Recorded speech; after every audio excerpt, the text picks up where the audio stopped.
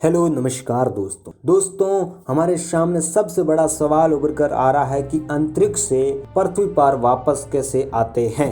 अंतरिक्ष यात्री पृथ्वी पर कैसे आते हैं, यह सवाल सबसे बड़ा है। लेकिन सबसे पहले दोस्तों आपको ये जानना होगा कि अंतरिक्ष से कोई रॉकेट वापस पृथ्वी पर नहीं आता है, बल्कि उसकी जगह पर स्पेसक्राफ्ट यानी अंतरिक्ष यान वापस आता है। रॉकेट और स्पेसक्राफ्ट दोनों अलग अलग होते हैं। रॉकेट वह होता है जो न्यूटन के तीसरे नियम पर कार्य करता है और किसी भी चीज़ को विपरीत दिशा में गति करता है।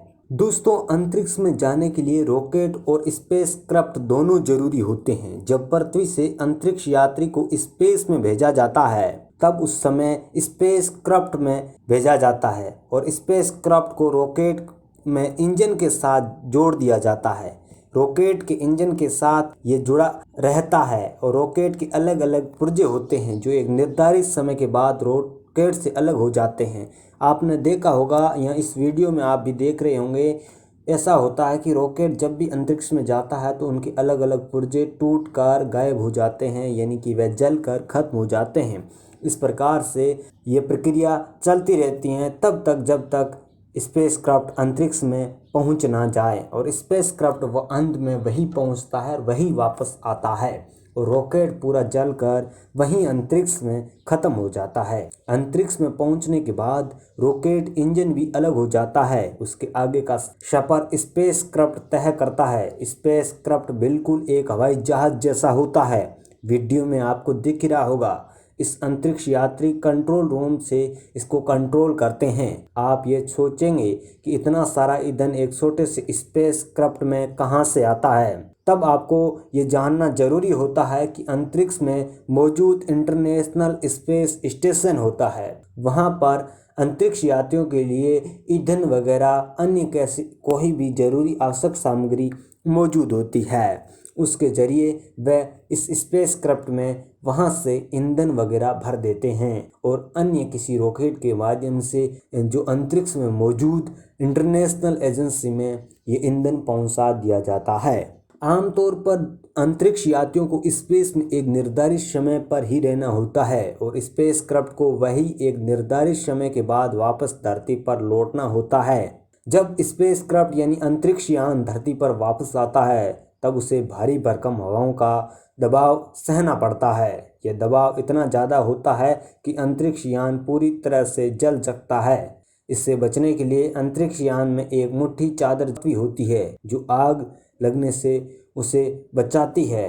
पृथ्वी में दाखिल होने के बाद स्पेसक्राफ्ट किसी हवाई जहाज की तरह ज़मीन पर लैंड करती है, यानी कि स्पेसक्राफ्ट है जो अंतरिक्ष यान व संरचनात्मक दृष्टि है वो हवाई जहाज की तरह ही होती है।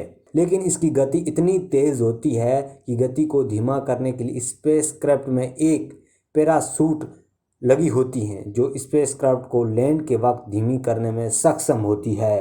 इसकी स्पीड बहुत ज़्यादा तेज होती है, बहुत ही भारी भरकम स्पीड के साथ ये आता है। धरती पर स्पेसक्राफ्ट लैंड होने के बाद स्पेसक्राफ्ट को दोबारा इस्तेमाल किया जाता है।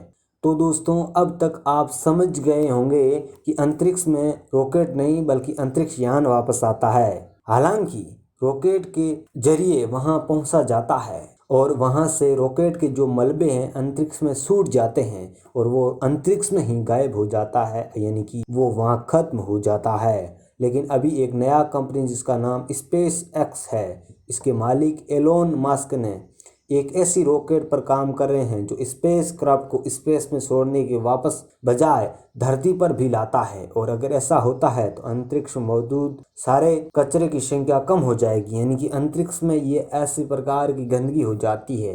और क्योंकि दोस्तों इनकी रॉकेट के अंदर जो बारूद है, मारक क्षमता है, बहुत भीषण प्रकार की सामग्री लगी होती है, उनसे अंतरिक्ष में सारा मलबा की तरह जम जाता है।